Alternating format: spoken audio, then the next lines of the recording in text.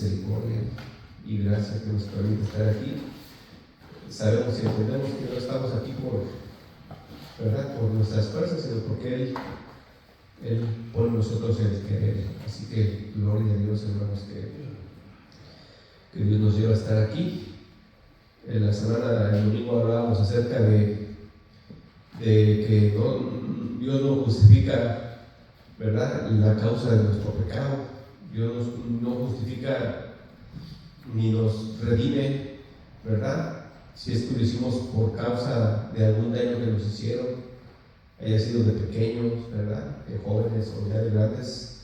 No justifica, hermanos, el que nosotros actuemos en contra de su palabra, ¿verdad? Pase lo que pase, hayamos pasado lo que hayamos pasado, el trauma que hayamos tenido o lo que nos hayan hecho, nosotros debemos de amar, debemos de perdonar. Hablábamos el domingo, porque Dios no justifica lo que nos hayan hecho. Mucha gente dice, es que me hicieron esto, y de seguro, ¿verdad?, tuve esta necesidad, entonces por eso lo hice. O es que tuve un trauma muy fuerte porque pasó una situación, entonces yo no he podido con eso y por eso soy así. No, Dios no nos justifica.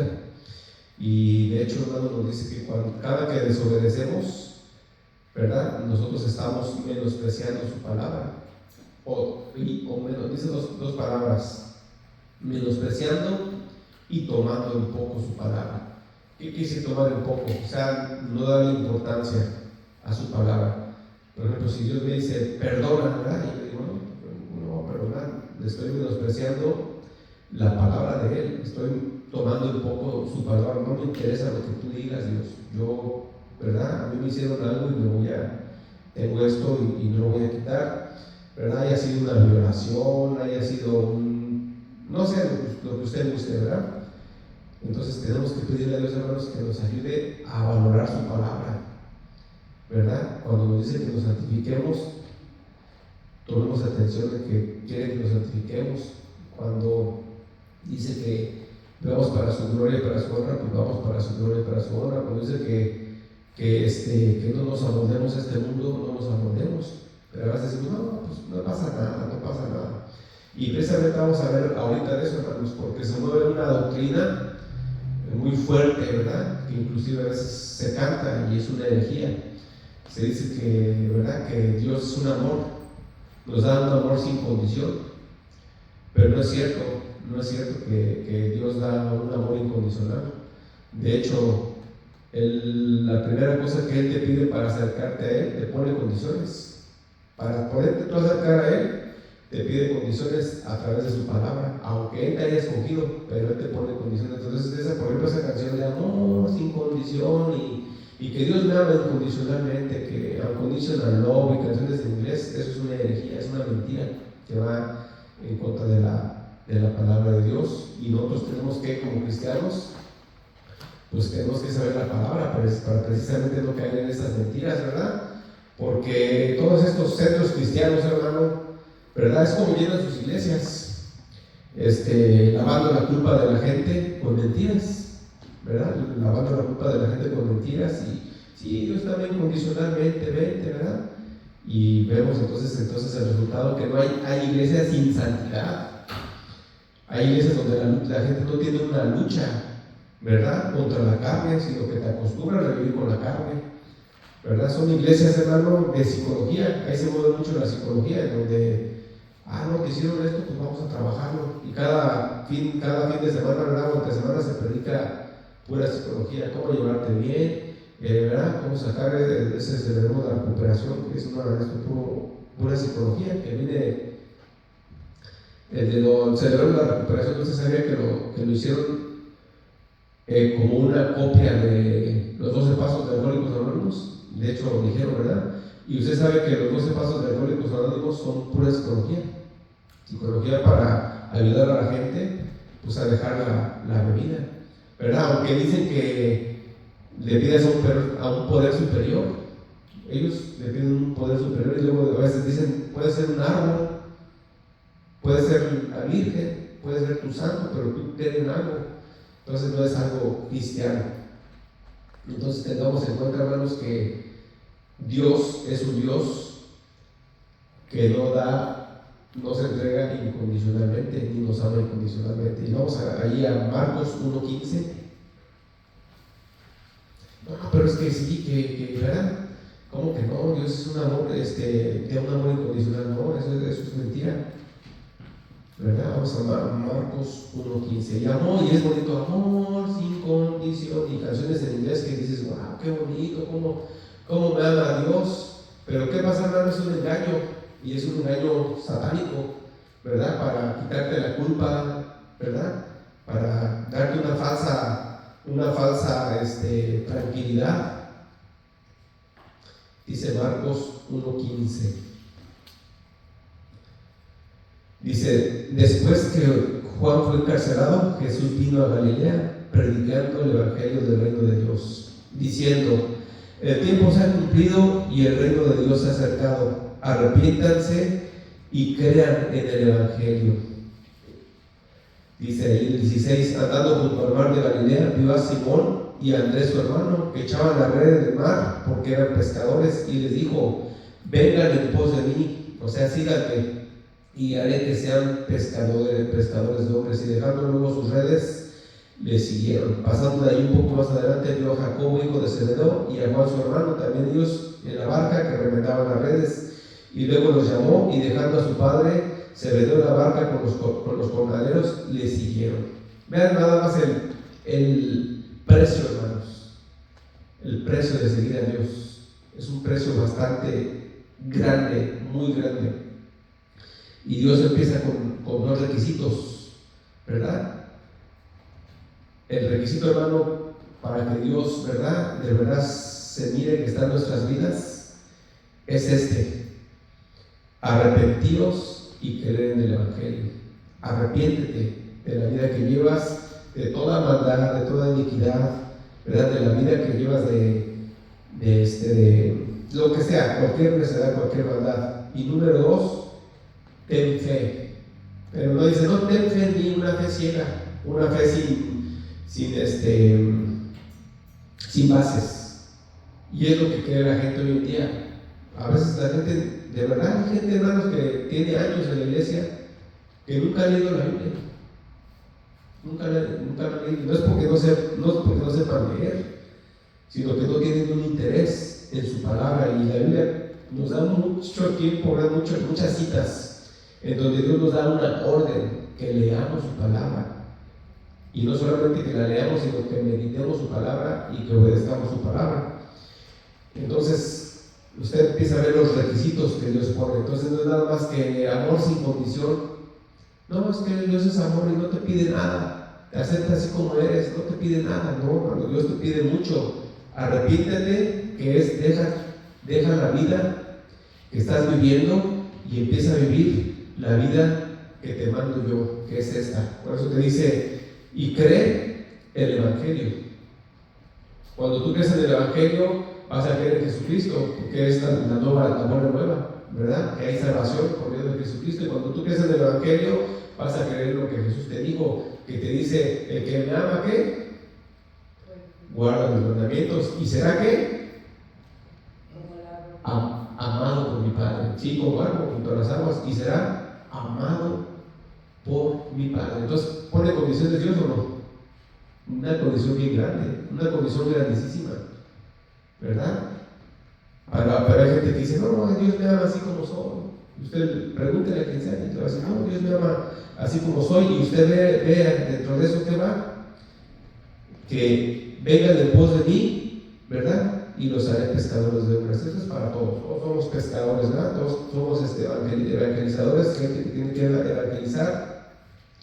Pero lo que dice el Señor, vengan y dejen todo y síganme, ¿verdad? ¿Eso qué significa, hermanos? Que nosotros tenemos que, como decía yo el domingo, ¿verdad?, que en la oración, que a veces nuestros enemigos, ¿verdad?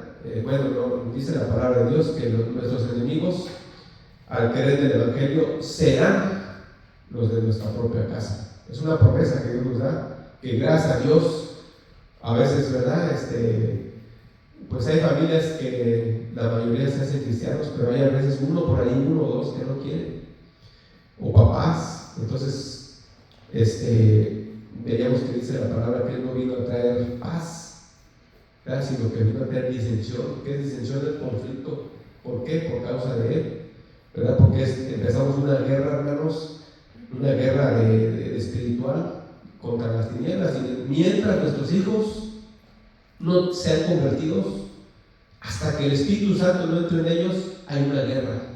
Usted los puede ver tranquilos, o sus padres, o sus hermanos, usted los puede ver tranquilos, respetuosos, pero mientras no tengan el Espíritu Santo en ellos, hay una guerra que cualquier día puede despertar, hasta que ellos no sean convertidos, ¿verdad? Porque te pueden decir, sí, está bien, mi familia es cristiana, no tengo ningún problema, pero no me forces a hacer este libro. Tú hazlo, tú eres cristiano, pero déjame tranquilo. Hay una guerra, tranquilita ahí, pero hay una guerra, ¿verdad? Entonces, a veces se toma en cuenta una cita donde dice que Dios, ¿verdad?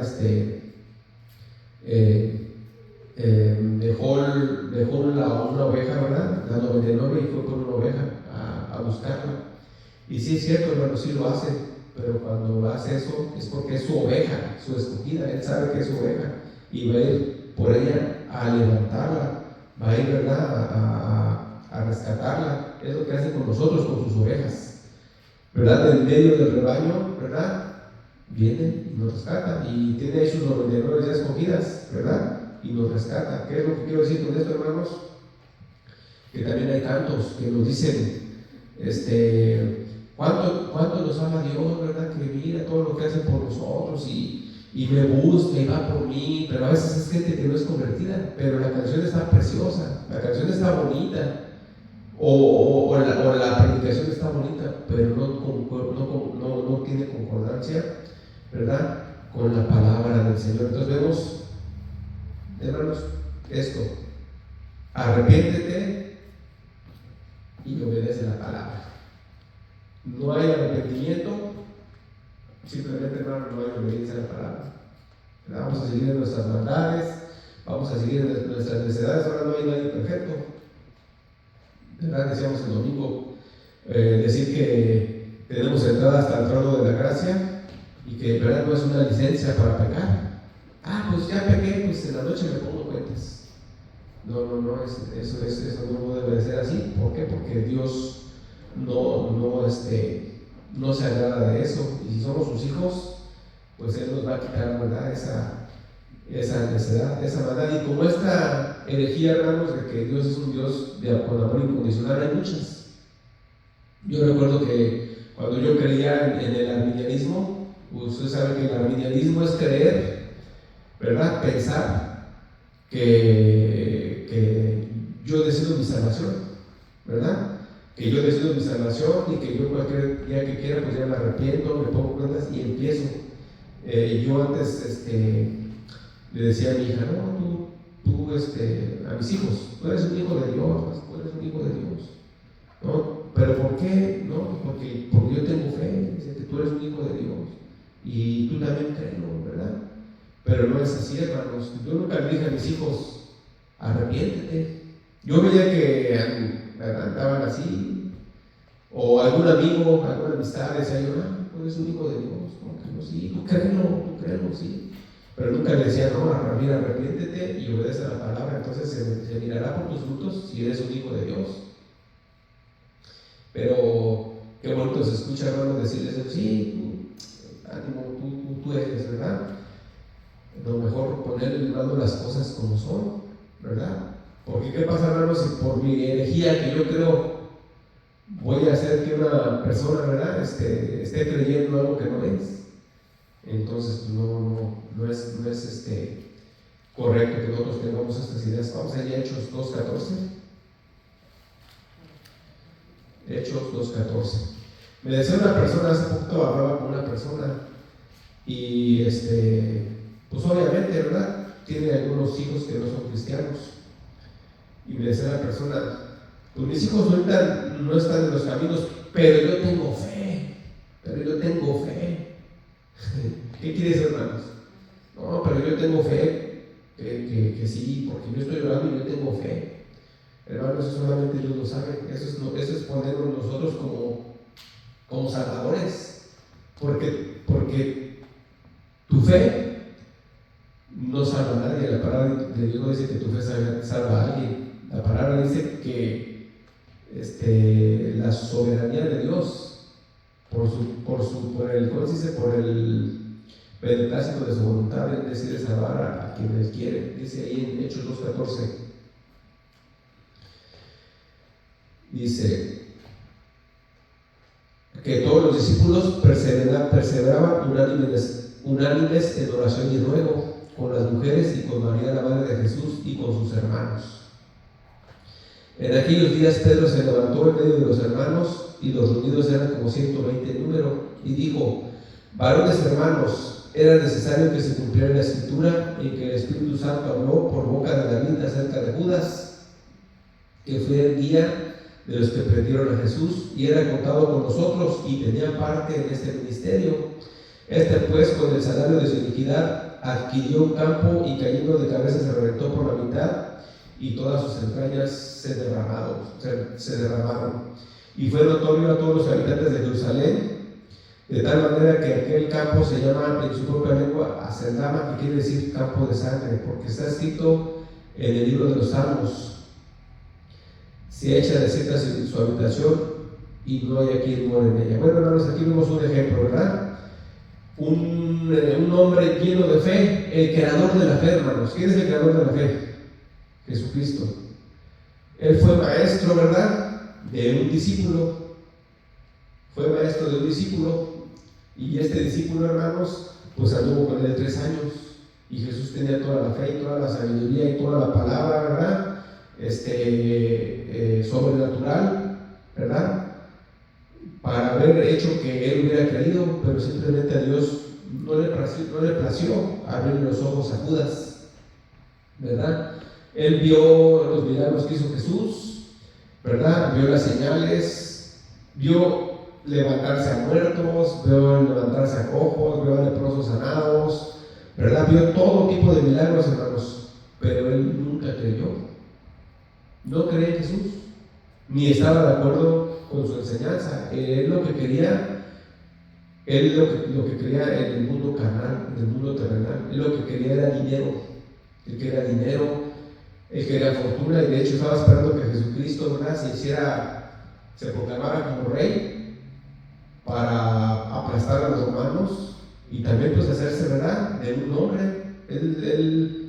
Porque algunos discípulos peleaban que quién iba a ser el mayor y quién iba a tener una posición una vez que Jesucristo se proclamara rey de Israel. Entonces ellos pensaron: no, pues al estar cerca de él va a ser el rey, seguramente pues voy a ser en una posición alta delante, ¿verdad?, del pueblo. Después todos entendieron, ¿verdad?, que el llamado de Jesús era espiritual y no terrenal, pero Judas nunca lo entendió, hermanos, ¿verdad? Judas nunca lo entendió. Entonces ahí, hermanos, en el 2,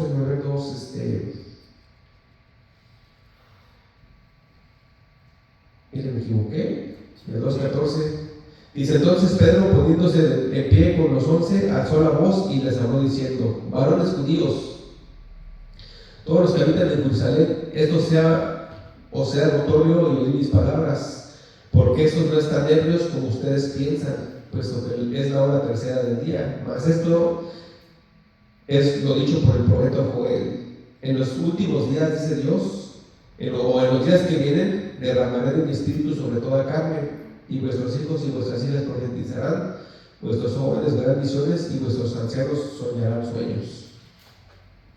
Y de cierto, sobre mis siervos y sobre mis siervas en aquellos días derramaré de mi espíritu y profetizarán, y daré prodigios arriba del cielo y señales abajo en la tierra: sangre y fuego y vapor de humo. El sol se convertirá en tinieblas y la luna en sangre, antes que venga el día del Señor grande y manifiesto, y todo aquel que invocar el nombre del Señor será salvo.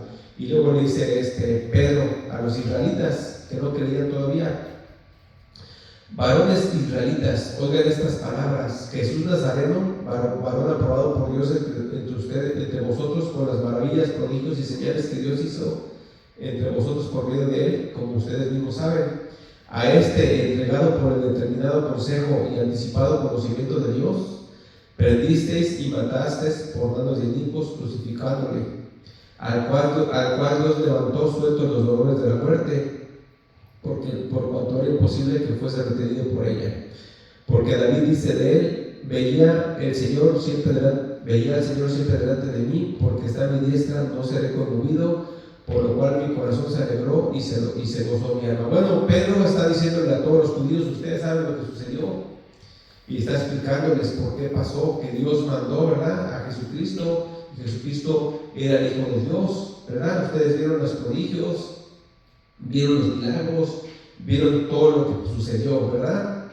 Entonces, ellos, hermanos, los vieron hablando en lenguas, ¿verdad? Y cuando los vieron hablando en lenguas, cuando se derramó el Espíritu Santo, ese fue el día de Pentecostés, ¿se acuerdan? El día de Pentecostés se derramó el Espíritu Santo. Acuérdense que hoy en día hay iglesias que se dicen que son pentecostales. Ah, caray, ¿por qué eres iglesia pentecostal? No, porque en esta iglesia hay un derramamiento del Espíritu Santo y hay visiones y hay profecías. Esos son puros cuentos. Sabemos que nada más hay un día, ¿verdad?, que fue el día de Pentecostés. De hecho, hay un grupo que se llama los pentecostales, ¿verdad? y la iglesia está llena de herejías, hermano, de herejías y de necedad. ¿Por qué, hermano? Porque, como le decía yo ahorita, hay gente, hermanos, que tiene 20, 30 años y nunca ha leído la Biblia. No saben. Y también, hermano, hay que pedirle a Dios que nos dé sabiduría para entenderla. Entonces dice ahí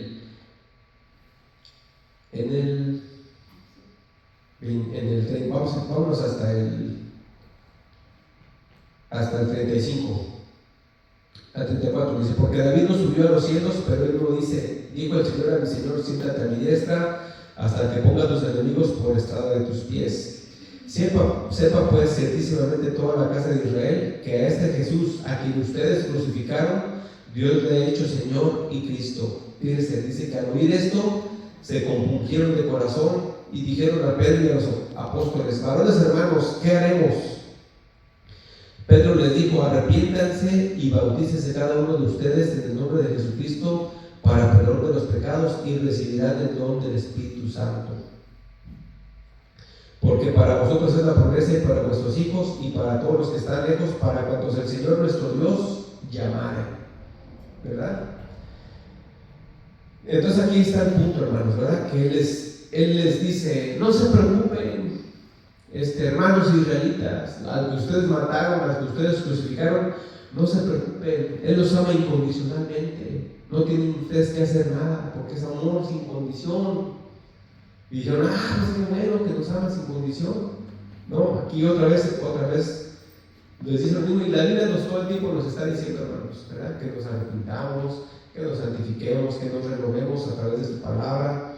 Nos da todo el tiempo, hermanos, el Señor nos da una carga, hermano, imposible de llevar. El cristianismo es una carga imposible de llevar si no tienes el Espíritu Santo. Si tú no tienes el Espíritu Santo, nunca vas a poder llevar la carga del Evangelio. Va a ser algo imposible, porque simplemente no se puede, ¿verdad? Por eso dice ahí, ¿verdad? Arrepiéntanse y bautícese cada uno de ustedes en el nombre de Jesucristo para perdón de los pecados, y recibirán el don del Espíritu Santo. ¿Eso qué quiere decir, hermanos? Se iban a arrepentir con fe de lo que hicieron, ¿verdad?, de la incredulidad que tenían, y iban a voltear su nombre hacia su vista hacia el Señor Jesucristo, ¿verdad? Y a ellos y a todos los que el Señor llamare. Entonces, ¿qué viene, hermano? Cuando viene el arrepentimiento y el llamado de Dios, entonces, ¿qué sucede? Pues viene el Espíritu Santo a uno. Y cuando viene el Espíritu Santo a uno, entonces tus oraciones ya llegan a Dios. La Biblia dice, hermanos, que Dios, ¿verdad?, de alguna manera ama al mundo, pero ya lo hemos visto que es un amor temporal. Dios derrama su gracia sobre el mundo, pero esa gracia será para siempre, hermanos. No, es una gracia temporal mientras tienen vida. Cuando mueran, hermanos, esa gracia se acabó y empieza la ira eterna de Dios. No, que Dios nos ama a todos. Sí, es cierto, hermano, que ama al mundo. Si no amara al mundo, hermano, ya nos hubiera destruido a todos, hasta antes de convertirnos. Y acuérdense, no es porque somos mejores nosotros, sino porque a Él le plació depositar a nosotros el Espíritu Santo. No tenemos el dedo para juzgarlos a ellos. Somos igual que ellos, solamente que el Señor nos escogió, ¿verdad? Un puñado de pecadores. Pues a Dios le plació, gloria a Dios.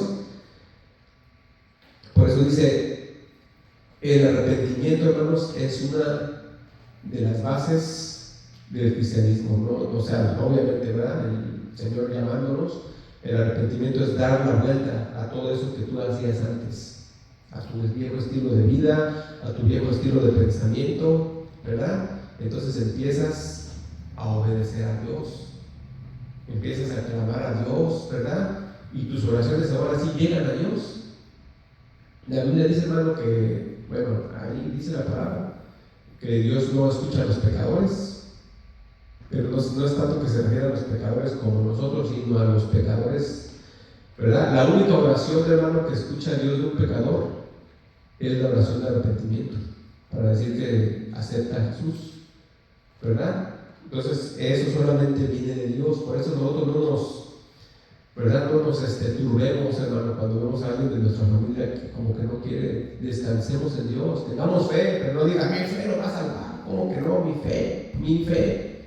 No, Señor, sea tu misericordia, Señor. Es nuestra obligación orar. Sea tu misericordia sobre mi familia, sobre mis padres, sobre mis hijos. Y sufre uno, hermano, sufres, pues cómo no vas a sufrir al ver a tus seres amados yendo, ¿verdad?, hacia el abismo. Hay un sufrimiento y un dolor, ¿cómo no? Nos duele. Pero esto, hermanos, ciertamente viene de Dios. Pues, hermanos, en este asunto, hermanos, de la salvación, ¿verdad?, de la decisión de Dios de habernos escogido, vamos a ir a Primera de Tesalonicenses,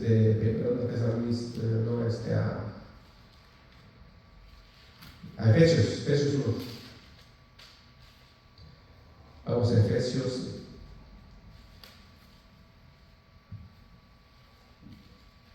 Efesios 1.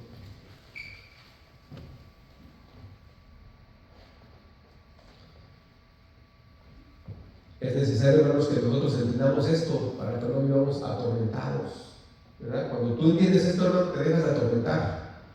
No le digo que no se duela por su familia, por sus papás, por sus hermanos, no, pero si tú tienes una fe, ¿verdad?, de Dios, tú te vas a quitar toda confusión y engaño que lo lleva a uno a sufrir o a la mentira, como decía ahorita, ¿verdad?, de que Dios es un Dios ¿verdad?, pues incondicional. No es cierto, ¿no? Dios, hermanos, de hecho te pide, te ordena que obedezcas todo este libro. ¿Sí o no? ¿O miento? ¿Qué le dice? Obedece una parte nada más, pero no te dice que obedezcas todo este libro, ¿verdad? Y si no lo haces, hermano, pues obviamente vas a tener tus consecuencias.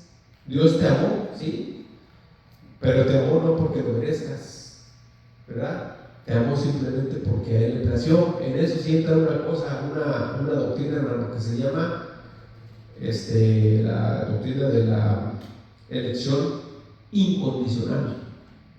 Tú no tuviste que hacer nada, Dios lo hizo porque le plació. Dice aquí en Efesios 1:3: bendito sea Dios y Padre de nuestro Señor Jesucristo, que nos bendijo con toda espiritual en los lugares celestiales en Cristo, según nos escogió en Cristo antes de la fundación del mundo. Fíjese, Él nos escogió en Él, o sea, en Cristo, antes de que hiciera el mundo. ¿Cómo que nos escogió antes de que hiciera el mundo? Pues sí, así, simplemente, para que fuésemos santos y sin mancha delante de Él. El amor, fíjese, hermano, una de las bases por la cual nos salvó, por su amor, habiéndonos predestinado para ser adoptados hijos suyos por medio de Jesucristo, ¿verdad?, según el puro afecto de su voluntad, para la alabanza de la gloria de su gracia, con la cual nos hizo aceptos en el amado, ¿verdad? Aquí está la base, y usted puede seguir leyendo Efesios y habla de lo mismo, habla de la soberanía de Dios en la elección y salvación de sus hijos. Y dice que por su beneplácito, ¿verdad? Él nos reveló el ministerio de su voluntad, ¿verdad? Entonces, hermano, ahí sí hay un amor, se puede decir, hermanos, no tanto que sea incondicional, sino cuando Dios ya te tiene predestinado, ahí sí entra un amor de Dios, el que Él te va a salvar porque te va a salvar. ¿Sí se entiende, verdad? Pero no es para toda la gente, hermano, que todos los que, pues sí, que es amor sin condición. Entonces la gente dice, no, pues así me ama como soy.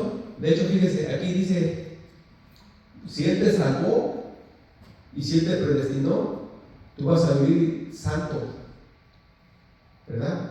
Santo delante de Él, te va a apartar para su gloria, para su honra.